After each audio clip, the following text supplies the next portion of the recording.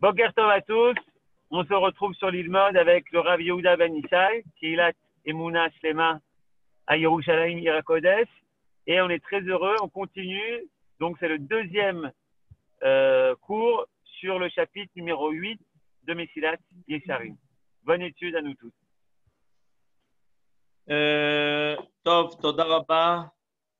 On commence aujourd'hui le chapitre tête 9 de Mesilat Yesharim, et qui est en fait le dernier chapitre qui va traiter de la mesure de la zrizout, qui est la mesure, la qualité du zèle. Alors, ce chapitre s'intitule en ivrite Beveur mafsidei azrizout ve'archaka mehem, les causes qui font perdre à l'homme son zèle et comment évidemment s'en préserver. Comment se préserver du fait que des fois, on a cette qualité de zèle où on l'a acquis et on risque de la perdre. Alors, nous dit le Ramchal que le facteur le plus grave qui menace le zèle, évidemment, est la paresse. Et ça vient de quoi? De la recherche de la tranquillité du corps, la haine de l'effort et l'amour de tous les plaisirs à tout prix. Un tel homme sentira sans doute avec grande difficulté le service divin. S'il veut prendre tous ses repas dans la quiétude et en tout lieu, dormir sans encombre, marcher selon sa cadence, il lui sera pénible alors de se lever le matin pour prier et aller au Beth Knesset, ou d'abréger son repas pour la prière, ou encore de sortir pour accomplir une bonne action, si le temps ne le permet pas, et a fortiori de s'empresser d'accomplir les commandements ou l'étude de la Torah. Celui qui prend de telles habitudes n'est plus assez maître de lui pour s'y opposer lorsqu'il le désire. Sa volonté est prisonnière des liens de la routine, devenue sa seconde nature. Alors, qu'est-ce que le Ramchal est en train de nous enseigner?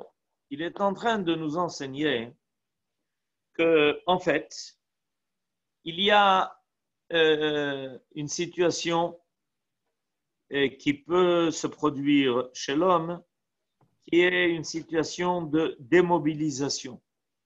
L'homme se démobilise par rapport à ses responsabilités.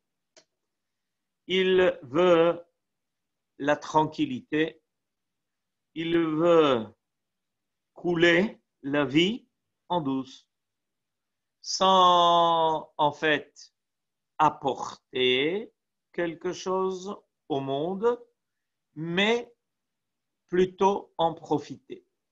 Il est dans un état de profit, alors que ce que Dieu attend de lui, ce qui est réclamé de lui, c'est être de celui qui va amener, ajouter une plus-value au monde à travers ce qu'il vit.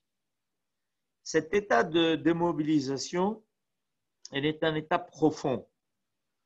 Il y a quelque chose qui s'est installé en l'homme et qui lui fait relâcher constamment ses efforts.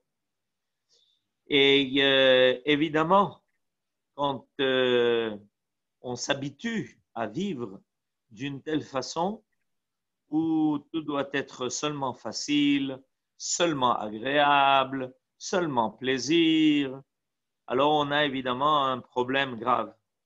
C'est qu'il est clair que pour pouvoir agir et faire, il faut des efforts. Et on n'est pas habitué à cela. On n'a même pas conscience de cela. En fait, il n'y a rien en nous qui répond à l'appel lancé par les efforts à fournir. Alors, ça, c'est ce qui menace le plus, évidemment, la Zrizout. Et il y a des civilisations entières qui, comme ça, ont disparu. Rome a disparu comme ça. Tout l'Empire romain, qui était un empire immense, énorme, a sombré parce que cette civilisation a décidé de vivre de plaisir et de profit et de jouir et de ne plus fournir les efforts nécessaires. Finalement, l'Empire romain s'est écroulé. Comment un empire pareil s'est-il écroulé? Avec toute la force qu'il représentait, toute leur science, tout ça s'est écroulé. Et ensuite, ça continuait à d'autres civilisations. Il est fort probable que ce qui arrive, c'est ce qui arrive aujourd'hui aussi. Ce qui arrive aujourd'hui aussi à la civilisation occidentale qui a fait naître des hommes qui veulent seulement profiter de la vie sans fournir d'efforts. Ils veulent jouir de leurs acquis.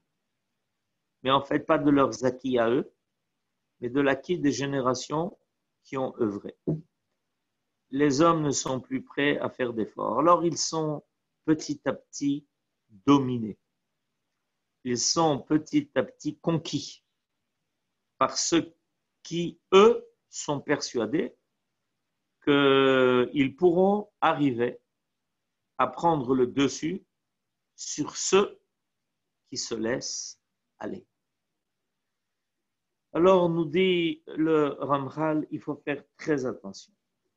Cependant, l'homme doit savoir qu'il n'est pas venu dans ce monde pour le repos, mais pour le labeur et l'effort, et pas seulement au travail.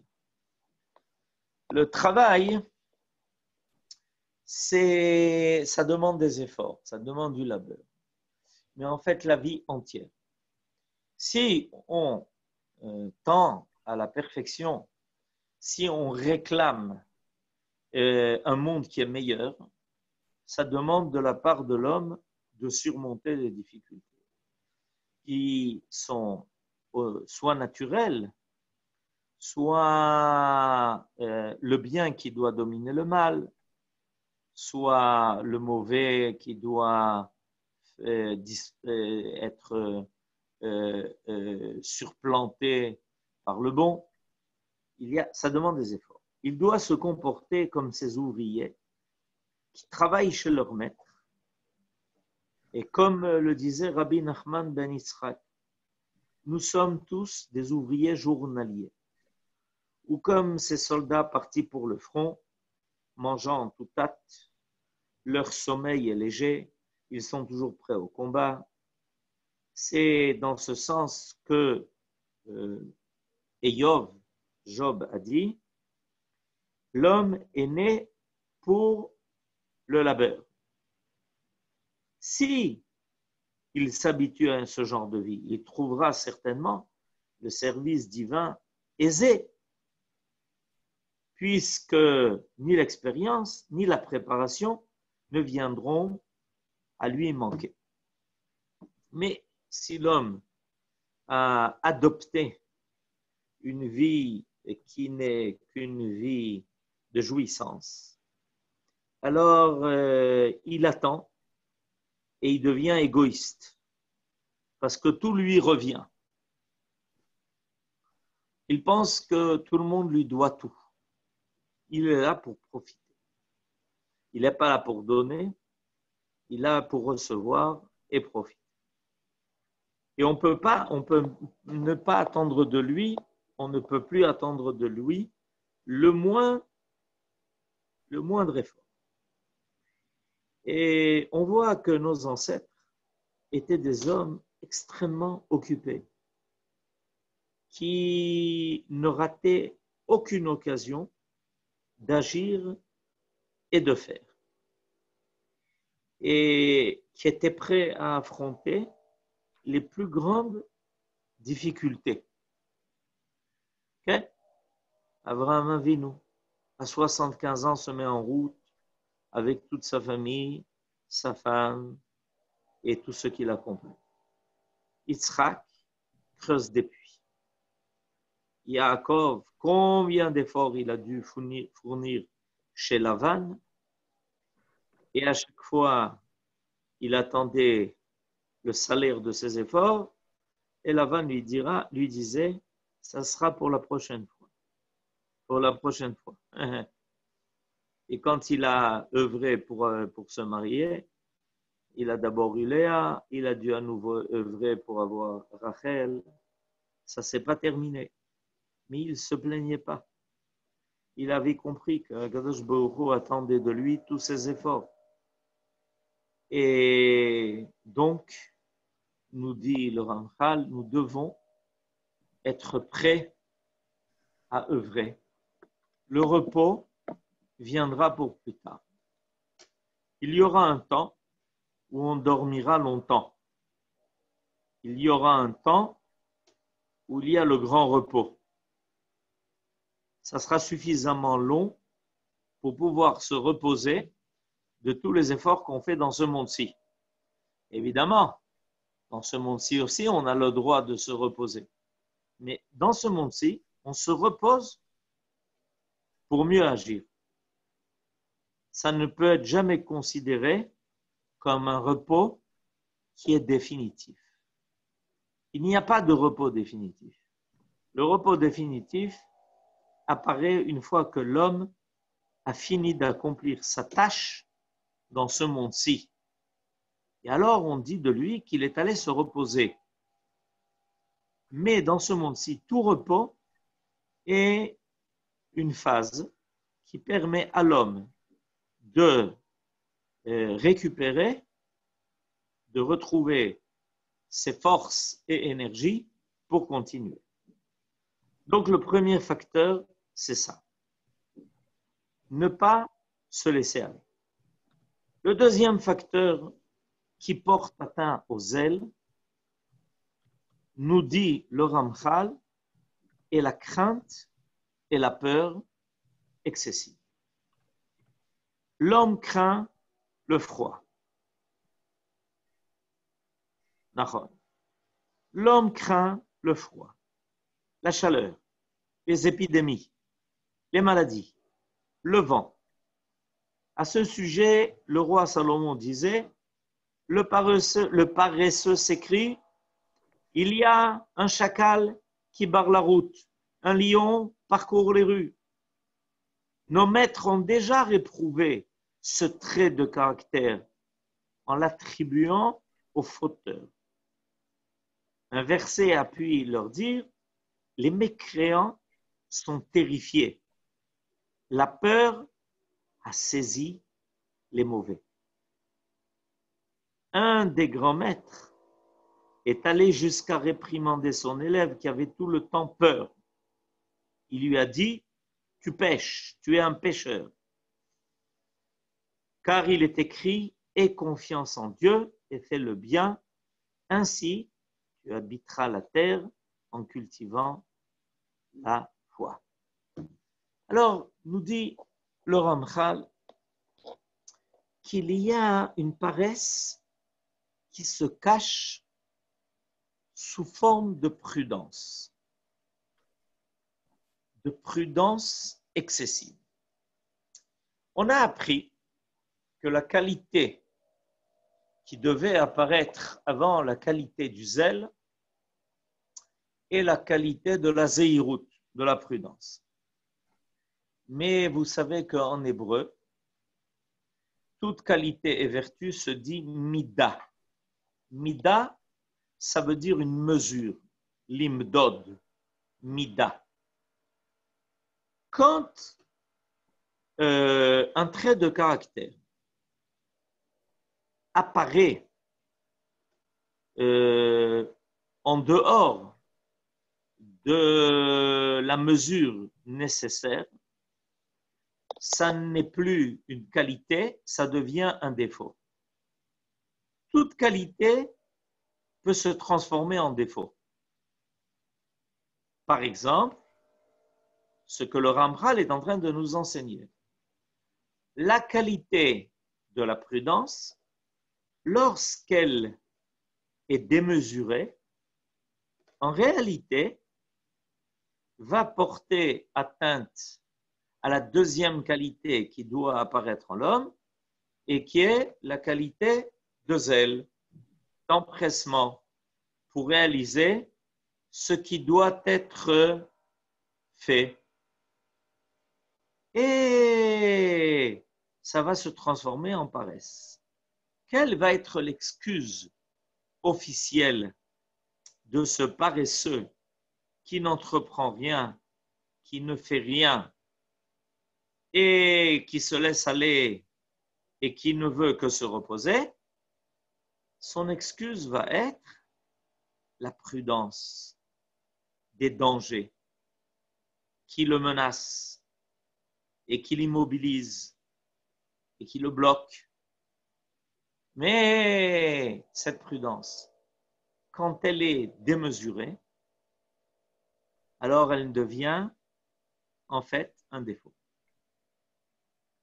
Le défaut d'avoir peur. Mais on nous dira, mais c'est vrai, c'est réel, il y a des dangers qui menacent l'homme.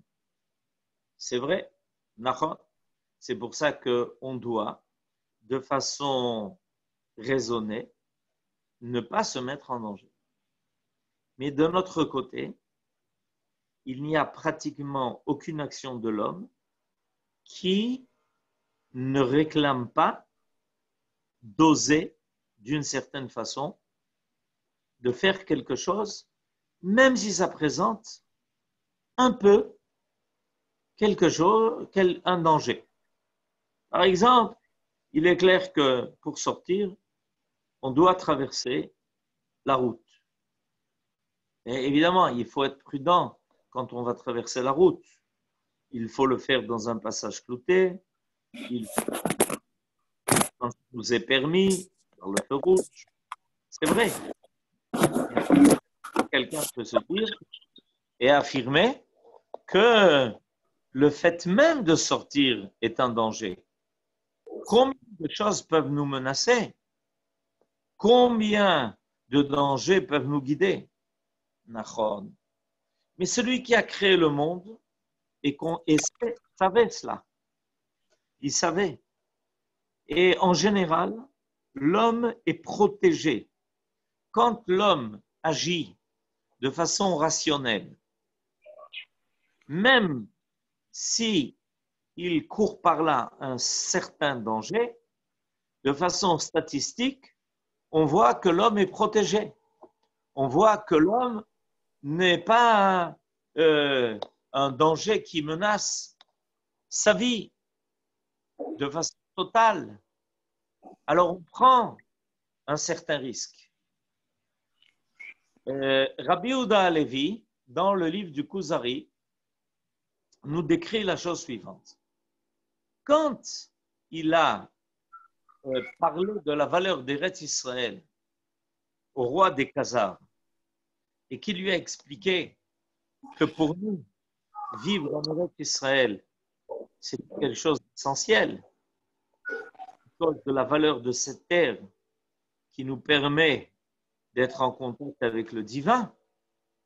Alors le roi des Khazars lui a dit, mais tu n'as pas peur de te mettre en route?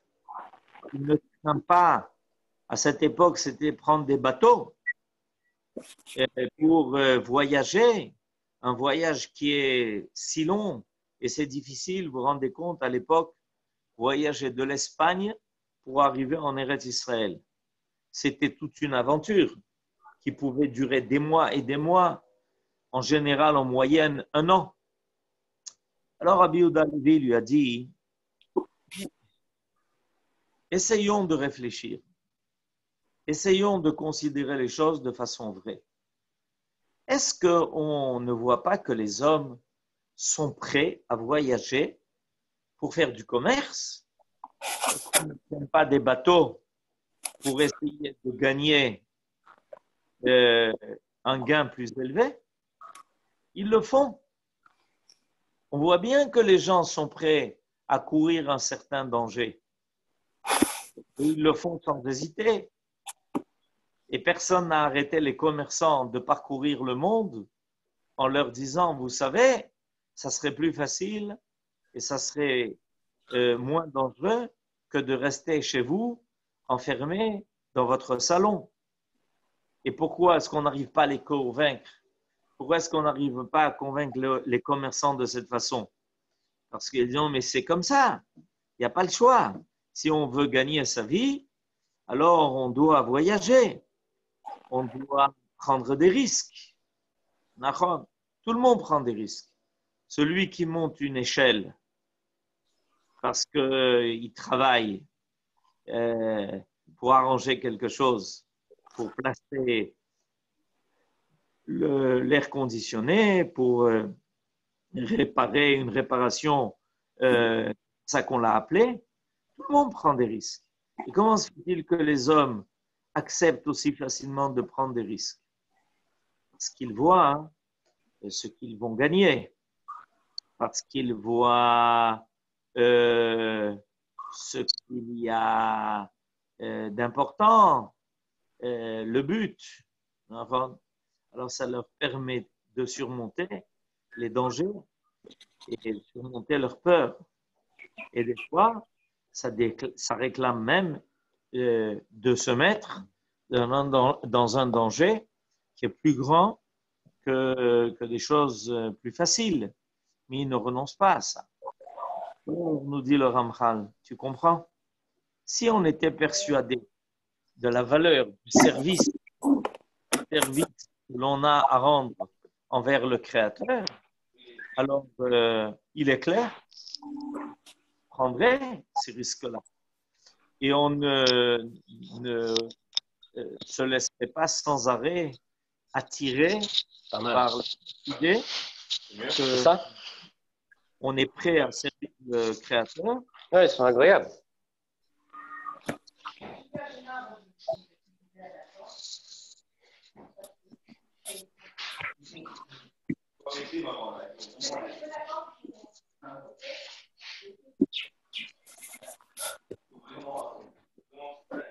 Raph, on ne vous entend plus, on ne vous voit plus. On n'entend plus, on ne me voit plus. Ça, c'est à mon avis parce qu'il y a quelqu'un qui a laissé les micros ouverts. Voilà, là, je vais le refermer. C'était pour... Ça y est, c'est bon? Est-ce que toutes les personnes qui ont les micros ouverts peuvent les fermer de façon à ce qu'on puisse reprendre notre cours?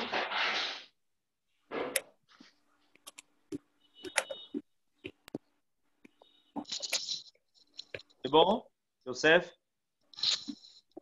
Bon. On vous voit, non, on vous voit, mais les gens ne sont pas conscients qu'ils ont les micros ouverts. On vous voit très bien, on vous entend très bien, mais on ne peut pas écouter. Toutes les personnes maintenant qui sont en contact avec nous, de fermer leur micro de façon à ce que tout le monde puisse profiter du cours dans le silence. C'est gentil. Voilà, ça va beaucoup mieux. Je crois qu'il y a moins de bruit maintenant. Donc, nous dit le Ramchal, faisons très attention à ne pas nous laisser entraîner par une peur qui va au-delà de ce qui est nécessaire, selon la logique et selon les règles habituelles. Comment on décide? Ben, je vous ai donné maintenant le moyen de décider. On vérifie et on compare à d'autres activités que l'on aurait fait de toutes les façons. Et si c'est nécessaire et que l'on a des mitzvot ou que l'on a des maasim tovim à faire, on doit se dire si c'était pour moi-même et si c'était pour mon intérêt, est-ce que je ne l'aurais pas fait? Réponse oui. Dans ce cas-là, comme Rabbi Yehuda Halevi a répondu au Kuzari, de la même façon que les grands commerçants prennent des bateaux pour aller faire du commerce et arriver jusqu'au bout du monde, à plus forte raison, moi, dois-je-t-il prendre des risques pour monter en Eretz Israël? Nous dit le Ramchal, en résumé, l'homme doit considérer son passage en ce monde comme provisoire et son service divin comme définitif. Il doit se satisfaire de ce que la réalité du monde lui offre, en prenant ce qui se présente à lui.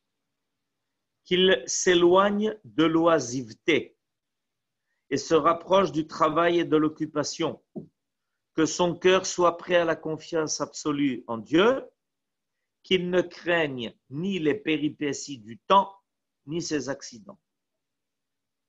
Tu pourrais peut-être rétorquer que les maîtres recommandent à l'homme de veiller intensément sur lui-même et de ne pas s'exposer au danger. Ils disent d'ailleurs, tout est entre les mains de Dieu, sauf les intempéries, le froid, la chaleur. La Torah elle-même dit, Venishmartem meod lenafshotechem. En fait, il n'y a pas lieu de pousser la confiance à l'excès, nous dit le Ramchal. Et selon les maîtres même, il s'agit d'une mitzvah. Mais répond le Ramchal, il y a crainte et crainte. L'une est raisonnable, l'autre insensée. De même, il y a confiance et il y a inconscience. Le maître du monde, celui qui a créé l'homme, a doté l'homme d'une intelligence sincère et d'un raisonnement droit pour qu'il se dirige vers le bon chemin, qu'il se garde des fléaux créés et des dangers qui existent pour punir ceux qui le méritent. Cependant, si quelqu'un refuse de suivre le chemin de la sagesse et s'expose au danger, ce n'est pas de la confiance, mais plutôt de la folie. En effet, son action est une faute à l'encontre de la volonté de son Créateur, qui veut que tout homme prenne garde à lui-même. Alors, il y a les deux à la fois. Il y a être raisonnable et il y a faire ce que l'on doit faire en faisant le pour et le contre et en faisant très attention de ne jamais dépasser la mida. En effet, comme on l'a dit tout à l'heure, toute qualité est bonne lorsqu'elle est dans la bonne mesure. Toute qualité peut se transformer en défaut lorsqu'elle est au-delà de la mesure qui lui convient et qui lui revient. C'est pour ça que dans notre tradition, ça porte le nom de Mida. Le zèle aussi, ça peut être agir de façon empressée, de façon excessive. Et alors là, on fait des erreurs parce qu'on agit avec ripazon, sans mesurer ce que l'on fait. De façon globale, il faut savoir que ce travail-là est un travail d'ajustement permanent. Je m'explique.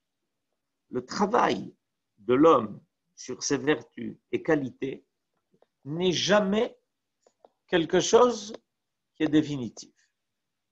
En effet, on est sur le chemin de la vie. Or, tout celui qui conduit sait qu'un bon conducteur ne tient pas le volant de sa voiture de façon rigide. Au contraire, quand quelqu'un tient le volant de la voiture de façon rigide, on comprend que c'est un nouveau conducteur qui n'a pas l'expérience et l'habitude de la conduite. Le bon conducteur, il manie son volant de façon délicate. De temps en temps, il tourne un peu à droite, il tourne un peu à gauche, il rectifie la conduite de la voiture pour que la voiture soit, soit adaptée à tous les virages et les changements que la route occasionne. Il en est de même dans notre conduite de vie. Dans notre conduite de vie, on doit être souple, de façon à faire apparaître nos qualités en fonction des besoins. Les filles à mida. Il y a des cas où on doit faire plus preuve de prudence. Il y a des cas où la prudence doit un peu se reculer pour permettre aux ailes d'apparaître, d'être présentes. Il y a donc ici une remise en route permanente. Un homme doit s'habituer à vivre comme cela sa vie. C'est-à-dire, il est sensible à ce qui maintenant doit apparaître de lui. Est-ce que ce qui doit être plus présent est la mesure de la prudence, la mesure du zèle? Est-ce qu'il doit s'empresser de façon à ne pas laisser passer l'occasion qui se présente à lui de réaliser ce qui est nécessaire? Ou est-ce qu'il doit prendre le temps de réfléchir, de peser et repaiser, pour décider de ce qui devra être fait? Alors, tout ça, c'est pour ça que ça s'appelle en fait Mida. Ça s'appelle Mida précisément pour cela. Parce que on est sur une route, Derech HaChaim, ça s'appelle. La route de la vie. Derech HaChaim. Et sur cette route-là, beaucoup de situations surgissent. L'homme ne décide pas, en général, des situations qui vont se créer. Il a le choix de réagir à ce qui se passe, à ce qui se fait. Il a ce choix. Comment il va réagir, comment il va agir, comment il va se comporter, quelle est la qualité qu'il va faire apparaître. Tout ça, c'est effectivement lui qui décide, en fonction évidemment de ses facultés, de son expérience, de sa sagesse. Ça, il décide. Mais de quoi il ne décide pas en général? En général, il ne décide pas de ce qui va se passer. Alors, la société occidentale a créé un leurre. Elle a mis le monde à la disposition de l'homme. L'homme est le centre de l'histoire et l'homme, lui seul, décide de ce qui va se faire ou ne va pas se faire. Alors, on habitue les hommes à penser qu'ils vont décider de tout ce qui va se passer, qu'il est le maître à bord et le seul maître à bord de l'histoire. Et que c'est lui qui va décider du cours des événements. Et c'est pour ça qu'il développe des instruments pour essayer de tout savoir, de tout prévoir, de tout décider, de tout peser, de tout calculer. Et il est persuadé que tout va se passer selon ses calculs à lui. Et dès que les choses se passent autrement que ce qu'il a prévu, il est désarçonné. Mais ce n'est pas comme ça qu'on avait prévu.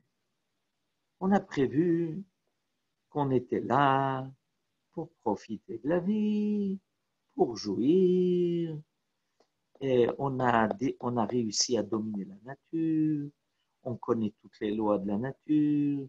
C'est nous qui allons décider de tout ce qui va se passer. Et puis voilà que de temps en temps surgissent des choses qui étaient imprévues. Alors maintenant, l'homme fait énormément d'efforts pour essayer de surmonter cela et pour redevenir le maître de la situation. Et il est persuadé qu'il va y arriver. Mais il est en fait très dérangé par les événements qui surgissent et qui n'étaient pas prévus. Alors, il est dans une situation de désespoir. Il démissionne. Si ça ne se passe pas comme moi je l'avais pensé, calculé, décidé, ce n'est pas le monde que je veux vivre. Mais le judaïsme pense autrement. La Torah pense que l'homme est dans ce monde-ci un invité. L'homme est là pour être associé non seulement à la création, mais à l'histoire. L'histoire est avant tout l'histoire de Dieu. Dieu n'a pas seulement créé le monde et l'homme, il a aussi créé l'histoire. Zé Sefer Toldot à Adam.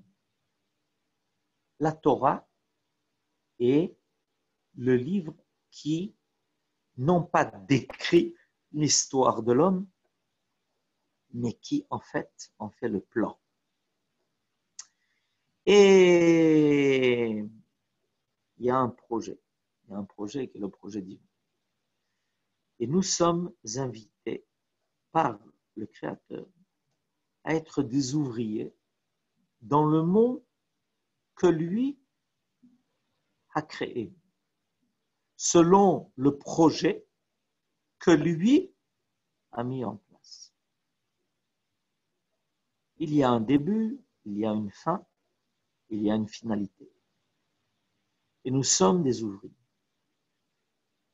Le maître de maison, le maître des lieux, le maître de l'histoire, chaque jour attend que nous remplions notre tâche comme des ouvriers.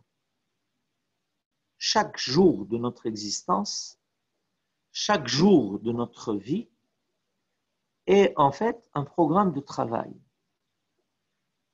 Et évidemment, on peut faire que les 24 heures de chaque jour de notre existence soient 24 heures que l'on veuille passer, laisser s'écouler. Voilà 24 heures qui sont à la disposition du projet divin que Dieu a accepté de nous y associer et nous a donné les forces et les facultés nécessaires pour être présents dans son monde et non pas absents. La qualité de la zrizout, c'est la qualité de celui qui veut être présent dans l'histoire du monde qui est écrite, dans la réalisation du projet que Dieu a fixé. Et finalement, quand tout sera résumé, alors on verra qui a été présent dans la réalisation du projet. Et c'est exactement ce que l'on trouve dans la Torah et dans la Bible. On voit quels sont les hommes qui sont retenus parce qu'ils ont été présents dans la réalisation du projet divin. Ils ont été zrizim. Ils ne se sont pas laissés détourner ou ils ne se sont pas mis de côté. Ils ne se sont pas déresponsabilisés vis-à-vis de ce que Dieu comptait faire et réaliser. Ils ne sont pas déresponsabilisés. Il n'y a pas de Yehush. On ne trouve pas l'idée du désespoir chez nos ancêtres. On ne se met pas de côté. On est là. Rappelons-nous le roi David. Le camp d'Israël est défié par le représentant des Philistins qui s'appelle Goliath. Nos sages nous disent que pendant 40 jours et 40 nuits, personne n'a osé l'affronter. Tout le monde est cloué sur place. Ce géant nous lance un défi et personne ne sent la force d'aller à sa rencontre, d'aller l'affronter. Et voilà que se présente le roi David. Et il voit ça. Et il voit le camp d'Israël en honte parce qu'il est insulté par ce géant. Et le roi David, qui à cette époque était loin d'être encore le roi, il était un simple berger qui paraissait tout frêle, avec sa petite besace et son bâton de berger, qui se présente chez le roi Shaoul et qui dit « Moi, je suis prêt à l'affronter. Toi, comment toi? Oui, c'est dangereux. » Dit le roi David, il y a un certain danger, mais j'ai l'habitude d'affronter les dangers. Et Dieu est toujours avec moi quand j'ai des dangers à affronter. Et il court vers Goliath. Il ne va pas vers lui tout apeuré. Il va plein d'assurance parce qu'il va au nom de Dieu. Alors, on doit prendre exemple de David. Si on est persuadé que l'on fait ce qu'il faut, quand il faut, et qu'on est animé par la volonté divine qui nous accompagne dans ce que Dieu attend de nous, alors on n'a pas de crainte. Et on fait ce que l'on fait, et Bezrat Hashem, il nous donnera et la force et l'énergie de surmonter toutes les épreuves et de réaliser ce qu'il attend de nous pour être présente dans son histoire. À bientôt. Be'atzlacha, besorot tov. Toda rabba. תודה רבה. C'est le moment, chers amis. J'ai une question. Je peux poser une question? Allez-y. Boker Tov, monsieur le rabbin Shai. Boker Tov. Vous avez effleuré le problème de Akol Bidei Shamayim, Chutz Meirat Shamayim. Et de l'autre côté, on dit Reshit Chochma, Yirat Hashem.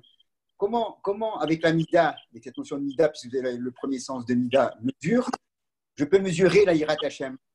Puisque Reshit Chochma, c'est la première Yirat Hashem, comment je peux mesurer, cette Yirat Hashem? La Yirat Hashem. Est-ce que j'ai été clair? Est-ce que j'ai été clair dans ma question? Oui, vous avez été clair. Puisque Akol Bidei Shamayim, Chutz Meirat Hashemayim. C'est ça, Akol Bidei Shamayim, Chutz Meirat Shamayim. Comment je peux mesurer? La Yirat Hashem, la bonne, elle va donner à l'homme exactement l'intuition, c'est-à-dire la Chokhma, qui lui permettra de trouver toujours le chemin qu'il faut. C'est-à-dire que la Chokhma, dans la conception sagesse à acquérir par mon sechel, par ma sagesse, par mon intelligence. Ça, c'est la conception grecque. C'est la conception philosophe. Selon la Torah, ce qui développe en l'homme la qualité de la sagesse est la yira. C'est pour ça que yira, c'est yir'e. Ce sont les mêmes lettres. C'est-à-dire que la Hirat Hashem permet à l'homme d'acquérir une sensibilité de la vérité et de la volonté divine qui est à réaliser. Et ça lui donne donc un niveau qui est bien supérieur à le niveau qui ne consiste qu'à savoir les choses par science, par déduction, par réflexion, par logique, de façon rationnelle. Il y a quelque chose qui va au-delà de cela grâce à l'Hirat Hashem. Alors, si l'homme remarque qu'il a la capacité de choisir, de saisir Le blanc. saisir les choses de façon par intuition, au-delà de tous les calculs qui ne donnent pas tous les résultats, comme on le sait, ça prouve qu'il y a en lui cette mida de Hirat Hashem. Excusez-moi, Rav, je voudrais vous poser la question. Est-ce que cette Hirat Hashem, c'est une crainte, une peur, ou il y a un autre mot qui veut la définir? Non, c'est pas la peur, parce que la peur, c'est quelque chose de répréhensible, comme on vient de le dire.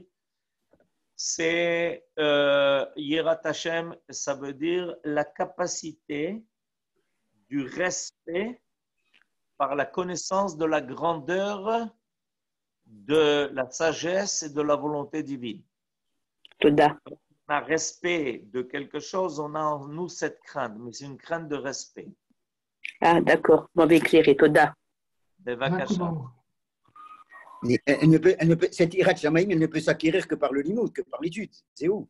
Hirat Hashem s'acquérit par le limoud, à condition que le limoud soit accompagné de midot tovot.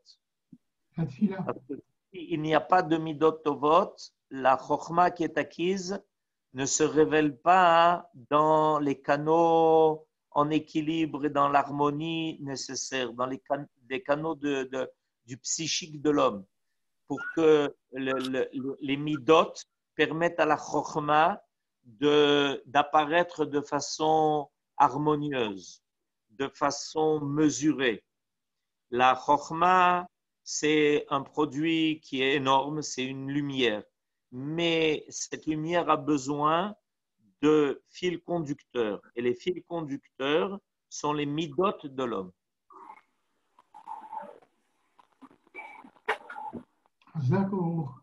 À bientôt.